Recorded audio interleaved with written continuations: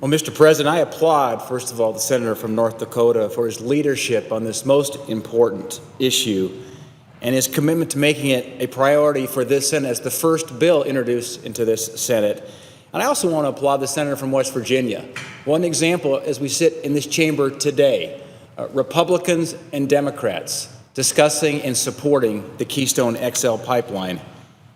And I want to reiterate many of the comments expressed by my colleagues and convey the importance of this pipeline because, as the senator from North Dakota mentioned, it showed on his map, the very first state the Keystone pipeline enters as it comes from Canada is the state of Montana. And let me tell you something, it's not just a pipeline, this is also changing the way of life and an economic stimulus for our great state. I spent a lot of time traveling around the state in my pickup. And as I drive around eastern Montana where the Keystone pipeline will travel, we recognize this is a lifeline for many of our rural communities. In fact, Circle, Montana. Now, Circle, Montana is a small town of around 600 people. It's located in Macomb County, and it's one of 6 Montana counties that the Keystone XL pipeline will route through. Now, Circle, like a lot of small communities in Montana, has experienced the same economic and population declines that towns have faced in recent years. In fact, the county has significant infrastructure needs that have gone unresolved in the wake of a shrinking tax base. Now, for towns like Circle, the Keystone XL pipeline isn't just about energy. It represents economic opportunity and hope for the future. You see, Macomb County alone would see $18 million in property tax revenues from the Keystone pipeline construction, and that's just in the pipeline's first year of operation. Now, that's money for neighborhoods, it's for roads, not to mention the influx of jobs for the area. Now, another $45 million would be distributed among 5 other Montana counties, and $16 million would go to Montana's schools and university systems. You see, the Keystone XL pipeline means lower energy costs for Montana families, for our senior citizens, and for small businesses. In Glasgow, Montana, I remember traveling in my pickup into Glasgow, and I met with the Norval Electric Co-op.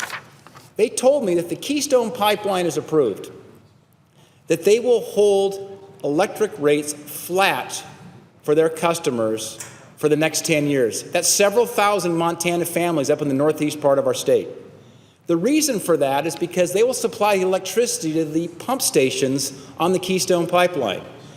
If the Keystone pipeline is not approved, those ratepayers will see an approximate 40% increase in their utility rates over the next 10 years. That's a potential increase of about $480 per year for the average household in Montana. Now, as the senator from North Dakota mentioned, 100,000 barrels a day of the oil traveling through the Keystone pipeline will be Montana and North Dakota oil. That supports the Bakken Formation. We're seeing this revolution in hydraulic fracturing, what it's creating now in lower gas prices at the pump today.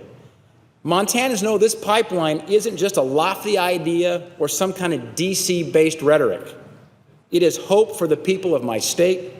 It's a tangible result and a solution that Montanans deserve. And I got to tell you, that's why it's so disappointing that once again we're seeing the president and some Senate Democrats playing political games and perpetuating the 6 years of gridlock that have held back this job-creating project.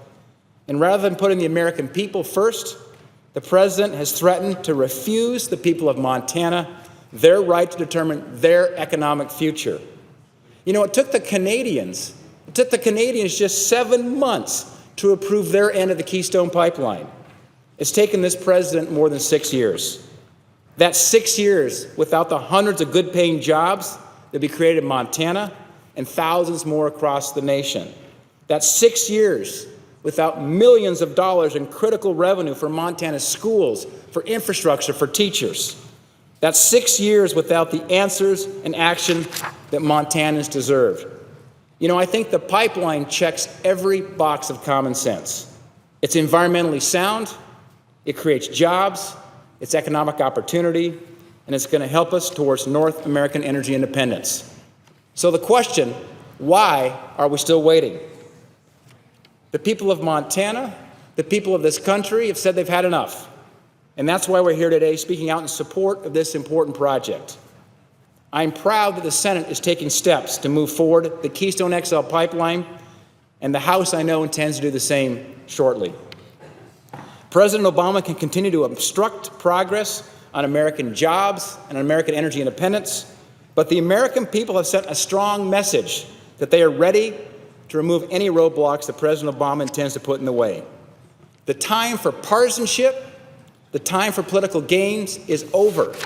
It is time this Congress and this government gets to work for the American people and start getting results for this country. The polls are clear. 67% of the American people want the Keystone Pipeline approved. 75% of Montanans want the Keystone Pipeline approved. Prior to serving in Congress, I spent 28 years in the private sector.